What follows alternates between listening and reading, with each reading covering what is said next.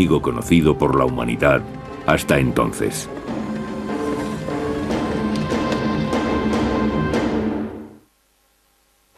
Año 1347. Mesina, Sicilia. En otoño, la peste negra ha viajado desde el lejano oriente, cerniéndose sobre Sicilia y dejando a su paso una estela de pánico. Es un desastre sin precedentes. Parece que Dios hubiera abandonado a sus hijos. Año 1347. Venecia, Italia.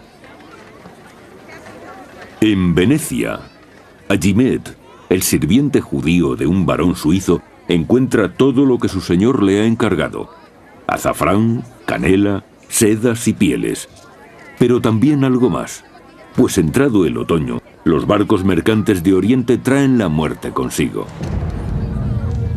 El cronista italiano del siglo XIV, Gabriel de Mussis, pone voz al horror de los marineros que inadvertidamente llevan consigo la epidemia. Para angustia nuestra, transportábamos los dardos de la muerte. Al hablar, nuestros labios esparcían veneno en derredor. Por supuesto, no tenían ni idea de que la peste se extendiera mediante una bacteria, organismo microscópico que no puede apreciarse a simple vista.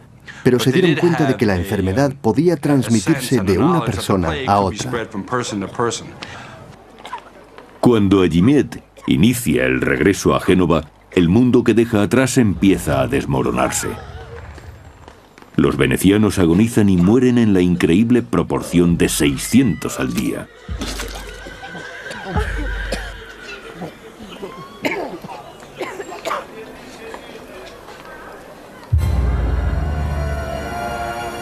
En enero de 1348, la peste entra en Francia a través del puerto de Marsella. Viaja en barco. Por vía marítima también se traslada a España.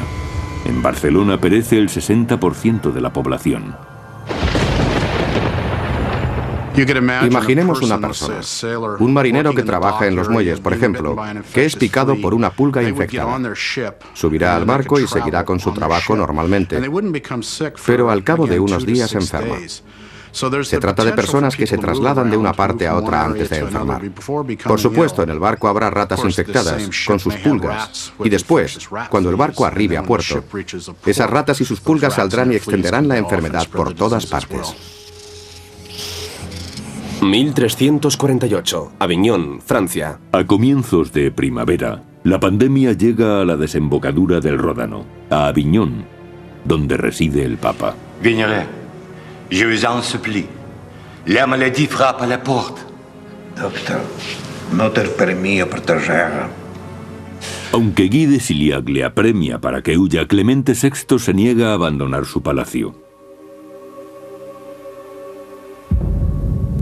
En agosto de 1348 la peste alcanza París y la mitad de su población muere. Cuando se acerca a Burdeos también llega allí la princesa inglesa Joan, después de su travesía marítima. Año 1348. Burdeos, Francia. Permanecerá unos días en la residencia familiar, continuando después hasta Castilla para encontrarse con su príncipe. Joan es quizá la mujer europea más protegida en estos momentos, pero los arqueros y las murallas no pueden defenderla de un enemigo invisible. No, no, no!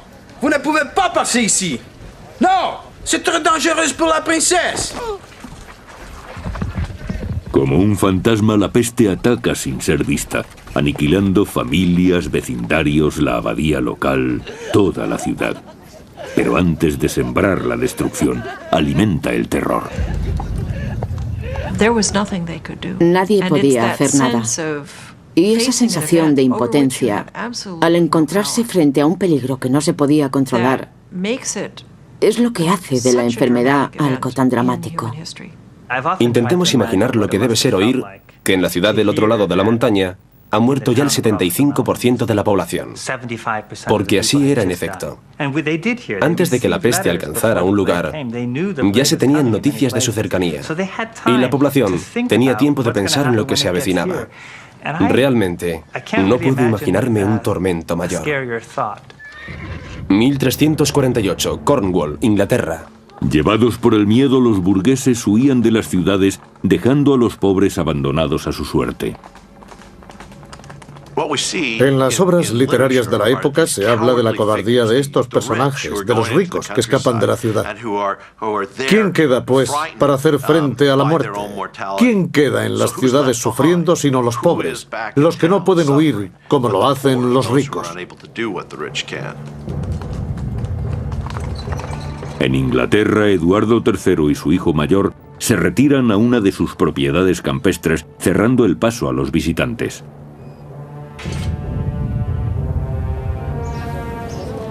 Pero la lejanía de las grandes poblaciones no parece proteger a los siervos que trabajan en el campo, que yacen a montones sobre la tierra, en los caminos y en sus chozas. La gente vivía en una pobreza extrema, en casas con techos de chamizo. El ganado convivía con ellos. Las condiciones higiénicas eran absolutamente nulas. Había suciedad por todas partes. Un ambiente ideal para que las ratas y las pulgas proliferasen. Año 1348, Siena, Italia. Cuando la situación empeora, también la Iglesia parece abandonar a su rey. Por temor al contagio, algunos sacerdotes se niegan a administrar los últimos sacramentos a los moribundos.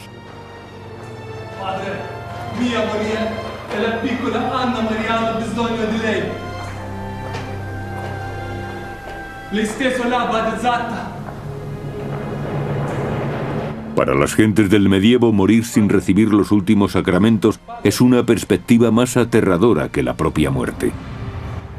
Pero cuando el número de víctimas va en aumento y hay más sacerdotes que sucumben a la peste, el obispo de Bath hace una curiosa declaración.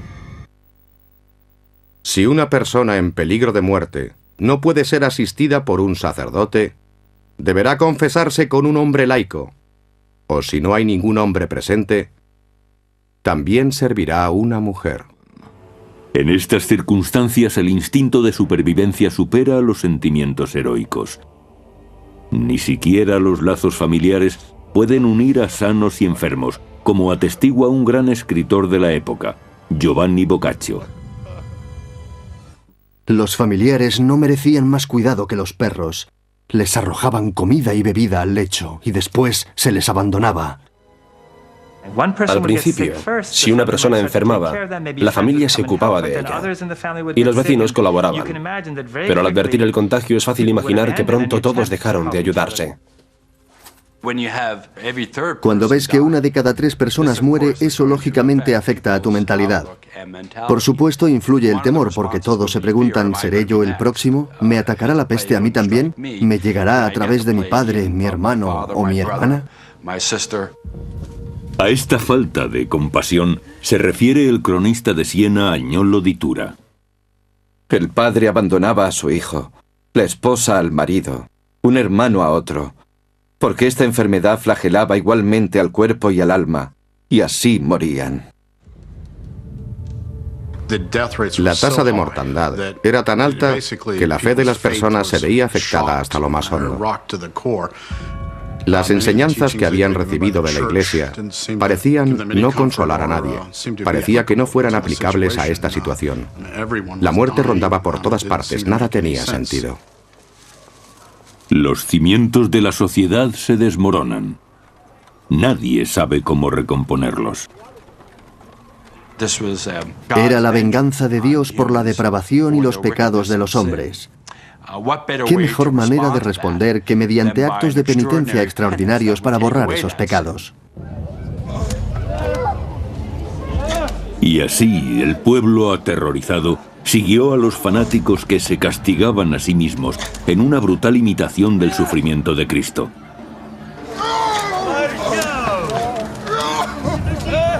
El fanatismo llevó a las masas a una histeria general que desembocó en persecuciones y asesinatos.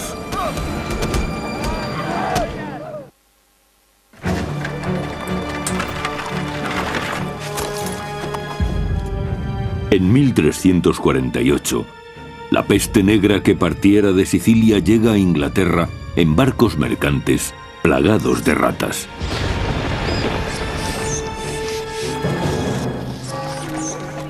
Ya ha costado millones de vidas. En cada aldea, en cada granja, se apilan los cadáveres en número creciente, provocando una nueva crisis, porque no se sabe ya qué hacer con ellos. Si hablamos del 10% de una población de 100.000 personas, estamos hablando de 10.000 cadáveres. ¿Cómo se entierran 10.000 personas que han fallecido en un espacio de tiempo muy corto? ¿Dónde se encuentra la gente que se ocupe de eso? ¿Dónde están los carros para llevarlos? 1348, Londres, Inglaterra. Las únicas personas que estaban dispuestas a transportar a los muertos eran hombres y mujeres que vivían retirados en las montañas o en el campo y que por un precio sustancioso se arriesgaban a tener contacto con los cadáveres.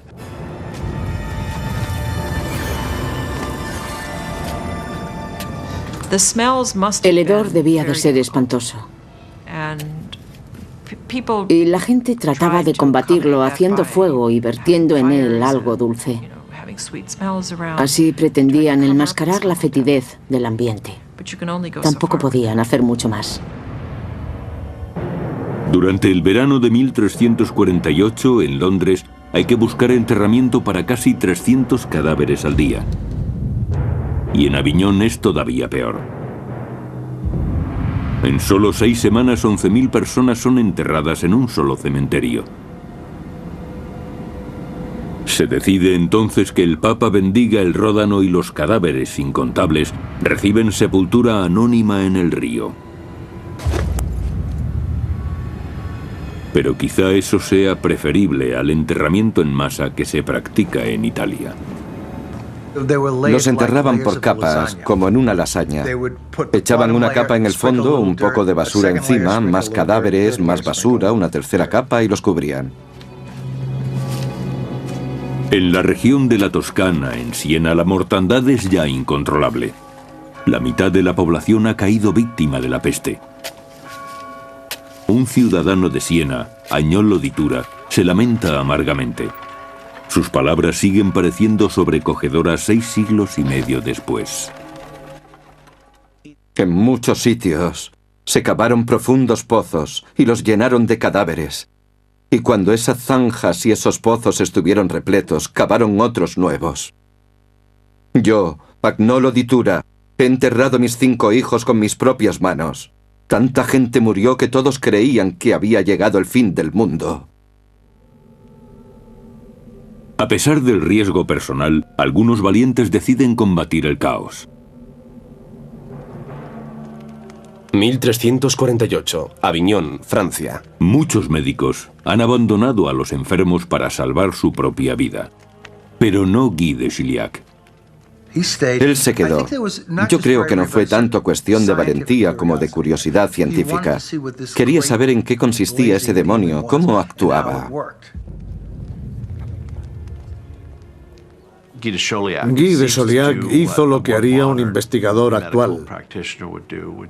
Cuando no comprende la enfermedad, toma parte en ella, ayudando a sus compañeros para buscar el origen. Y después escribe sobre ello. En su interesantísimo diario, el médico redacta un minucioso catálogo de todos los síntomas del mal, y también de su progresión, tomando nota de aquellos tratamientos que parecían ser más efectivos.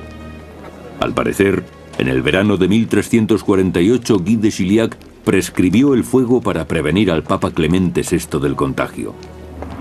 A cada lado de la silla papal son colocados 4 grandes barreños llenos de aceite y se les prende fuego. Se erige un muro de llamas contra los estragos de la peste. El Papa se aisló de la sociedad, por así decirlo, recluido en una habitación interior y custodiado por el fuego. Clemente se oculta en su propio infierno, todo con el fin de mantenerse fuera del alcance de la peste.